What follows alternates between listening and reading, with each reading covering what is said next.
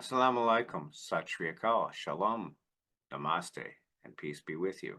My name is Jeff Rounds, and I am a self-taught omnist reverend living in Detroit, Michigan, USA. And the most important phrase from my teachings, from the things that I've learned, comes from a teaching from the Buddha, where he says attachment is the root of all suffering.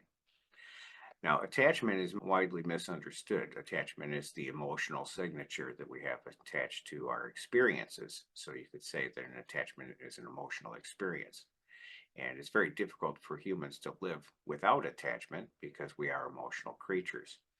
However, the Buddha explains that if we're suffering, then we must be attached to something. So it's not what's happening that is the cause of our problems, it's what we're experiencing. So the concept here is a small formula and basically means to be attached is to be in denial of reality. Once we become attached to something, we're no longer uh, living in reality because we're living unaware of the harm that it's going to cause when we lose our attachments. An example would be you naturally become very attached to a child or a loved one, and if that person leaves us, then you have to experience the grieving process. And so, from that statement, from the attachment is the root of suffering, I learned that there's a process for breaking attachments, and it comes either naturally or by choice. And so, I want to share that with you. This is what I call the actual grieving process, and it shows how people let go of their attachments and reach acceptance.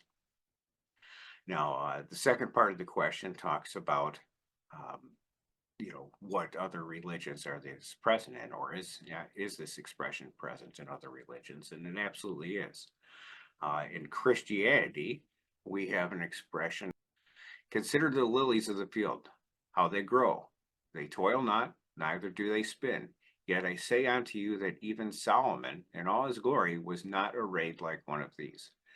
Now, this is a statement of non-attachment. Jesus is telling us that if we let go and trust in God, that we will be provided for. So we don't have to, worry about every moment of our lives, that it's actually unfolding for us and it's happening in a divine way. In Islam, well, Islam means submit to God. And Muslims are people who submit to God. So to submit to God is to surrender your will and to accept God's will as the guidance of your life. And so, once again, this is a question of letting go of your attachments and trusting in a force that's greater than you. And in 12-step recovery, we have a couple of expressions. One is let go and let God. And the other one is very important reading, something that happens at a lot of 12-step meetings of reading called acceptance. And acceptance is the answer to all my problems today. Nothing happens in God's world by mistake. And to understand these concepts, to understand that acceptance is the answer to all my problems, all your problems, all everyone's problems that ever existed, is to understand that first it begins with this concept of attachment, and when we let go of our attachments, we reach acceptance.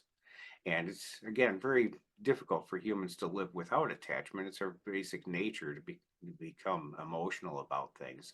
However, outside of our attachments, each of us are very peaceful, and we have the same moral code and we have the same understanding. And frankly, it's scientifically known that each of us is actually part of the same field of consciousness, that there's only one field of consciousness and multiple vessels that we appear in. And when we're peaceful, we connect with that divine source, the thing that we come from, this singular consciousness.